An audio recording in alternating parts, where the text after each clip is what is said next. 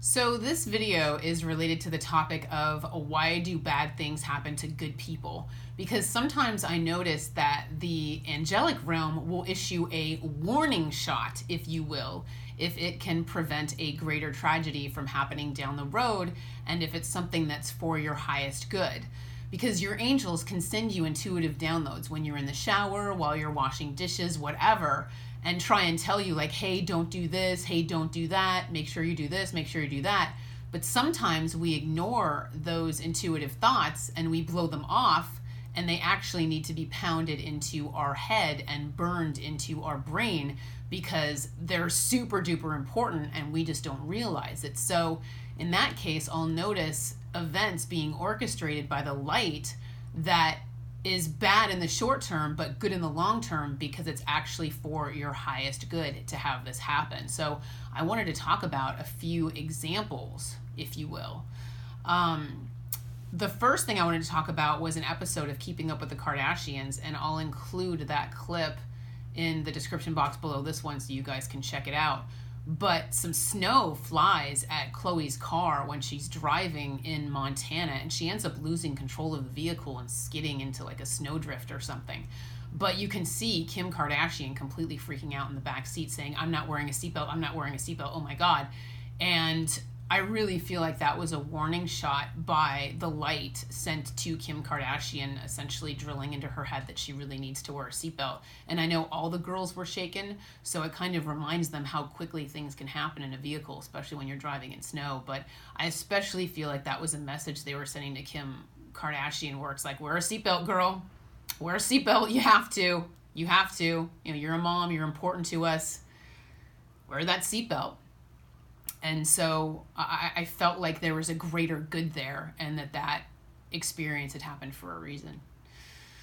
Another thing is that you might get into a fender bender where there's like minimal damage to your car and nobody's hurt, but it's a huge slap across the face and a big wake-up call for you that you need to start being more careful while you're driving. Maybe you're checking your hair in the mirror, your makeup in the mirror, you're adjusting the radio, you're texting, talking on your phone, whatever, and not really paying as much attention as you should be to the road.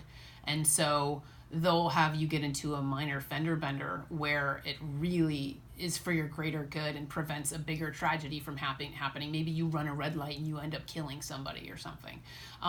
Maybe you drink and drive, so you get a DUI, and that DUI is a warning shot. Like, hey, we're serious, don't drink and drive.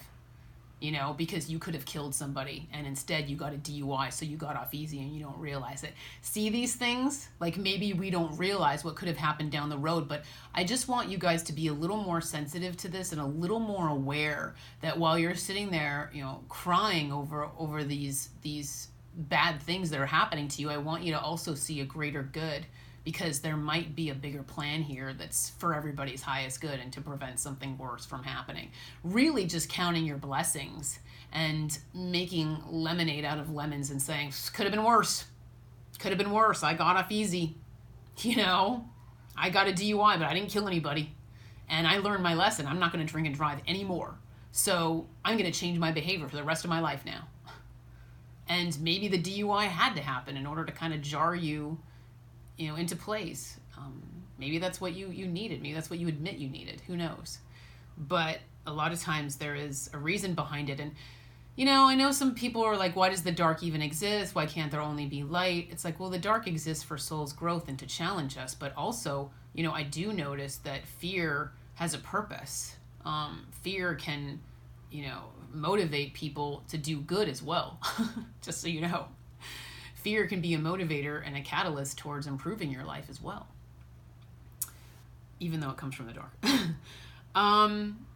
So yeah, that was one of the things, I just wanted to talk about. Also with me dating a narcissist, I'm changed for the rest of my life. It's like, yeah, I was really upset that I dated him, and I was wondering why I had to meet him, because it was such a difficult time getting over him after we broke up. It was just a really subtle situation for me that took a lot of time for me to recover from, but I learned so much about self-love and not being codependent from that relationship that it literally changed me for the rest of my life.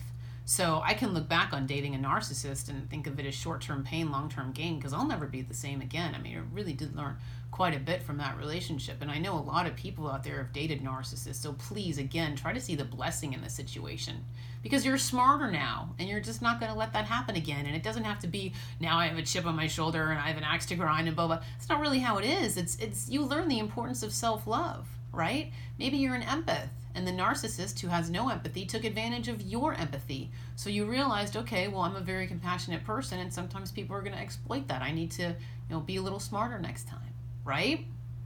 You're changed for the rest of your life. You're going to hold on to that knowledge. See what I mean? Your highest good. So maybe that was like a warning shot relationship for you or whatever, right?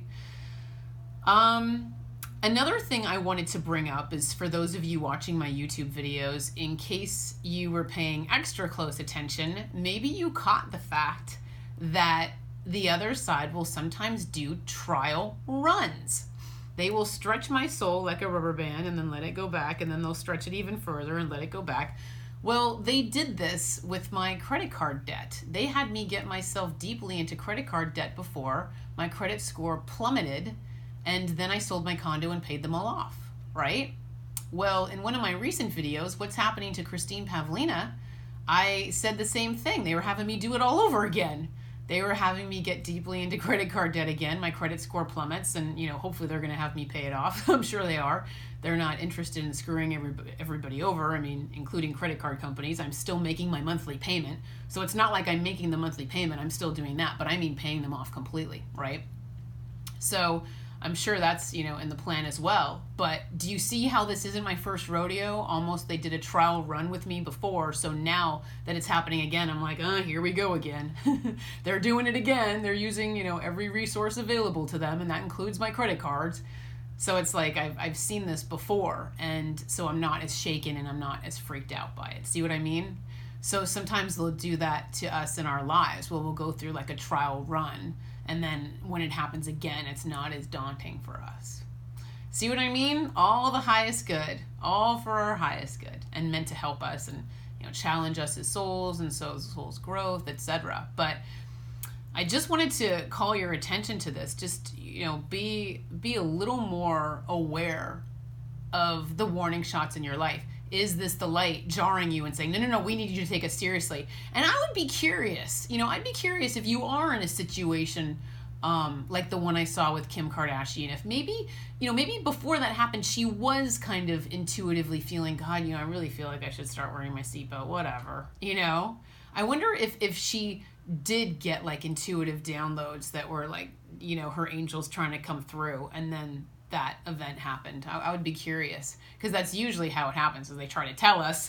We just get the feeling we're supposed to do something, and then we blow it off, or don't do it or whatever, and it's like, no, we really need you to, seriously. So it's all love and light. It's all because your angels love you and care about you and want you to be okay. So just know that you are divinely loved and protected. It's just kind of a strange way of them doing it, that's all. But yeah, that's why I implore you to find the blessings whenever you do have some situations like these arise. And in the meantime, take care and be well. Thank you.